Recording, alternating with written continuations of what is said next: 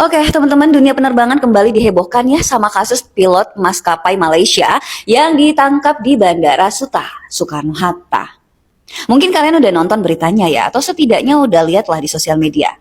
Masalahnya nih, si pilot ini bukan cuma positif narkoboy, tapi dari bagasinya ditemukan 26 kg ecstasy, atau itu setara tuh dengan 70.000 butir. Banyak banget.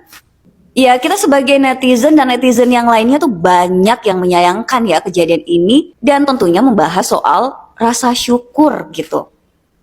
Kita tuh kayak mikir, bagaimana bisa seorang pilot dengan gaji besar, profesinya mewah, dan kedudukan sosialnya tinggi ya kan? Itu kok masih nekat gitu jadi kurir narkoboy? Ini kan menjadi pertanyaan besar bagi kita semua. Ternyata nih fenomena ini tuh mengingatkan kita sebenarnya pada sabda Nabi Shallallahu Alaihi Wasallam. Kalau seandainya manusia punya satu lembah emas, dia pasti akan menginginkan lembah yang kedua. Dan tidak ada yang bisa memenuhi mulutnya selain tanah. Artinya nanti setelah mati gitu loh. Dan itulah manusia. Sahabat Nabi Ali bin Abi Thalib radhiyallahu an pernah juga berpesan ya teman-teman. Hal yang paling ditakuti adalah mengikuti hawa nafsu. Karena dia akan menjauhkan manusia dari kebenaran. Ketika nafsu tidak dikendalikan, dia akan menjadi liar dan membinasakan. Ya, quotes itu sebenarnya menganalogikan kasus ini ya teman-teman. Jadi teman-teman, di saat orang kecil nih, orang kurang punya gitu ya, selalu dituntut untuk mengurus rasa syukur di tengah himpitan ekonomi, indis ekonomi. Malah dari kasus ini tuh kita membuktikan kalau gaji tinggi sama sekali tidak menjamin seseorang punya rasa cukup. Pertanyaannya kan, kenapa sih rasa syukur itu bisa hilang meskipun kebutuhan materi sudah lebih dari cukup, alias gajinya udah mumpuni, kebutuhan sehari-hari terpenuhi, strata sosial oke banget. Nah, dari sini kita analisa dengan pendekatan pemikiran Syekh Taqiyuddin An-Nabhani. Kalau kalian nggak tahu orang yang satu ini, Syekh Taqiyuddin An-Nabhani, kamu harus cari tahu, dia jenius banget.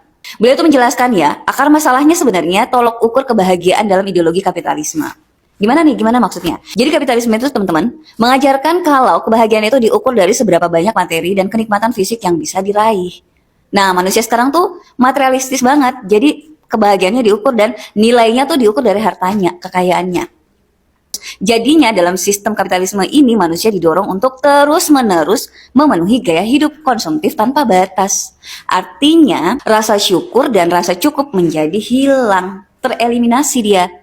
Karena nafsu materi tidak akan pernah ada puasnya sebagaimana sabda Nabi sebelumnya. Orang dengan pandangan kapitalisme juga teman-teman memisahkan agama dan moral dari kehidupan. Jadi nilai-nilai spiritual dicabut dari ilmu dan profesi. Apa itu agama? Apa itu aturan? Manusia hanya menjadi makhluk materialistik yang menghalalkan segalanya demi tumpukan uang. Jadi sekali lagi, kasus ini bukan tentang soal moral individu, tapi bukti bagaimana ideologi kapitalisme sudah merusak mentalitas manusia dan mengikis rasa syukur sampai level profesi teratas sekalipun. Makanya nggak heran pejabat juga banyak yang korup, nggak puas gitu ya pada gaji udah tinggi tapi masih juga korup. Pertanyaan saya, bagaimana menurut kalian? Diskusi di kolom komentar.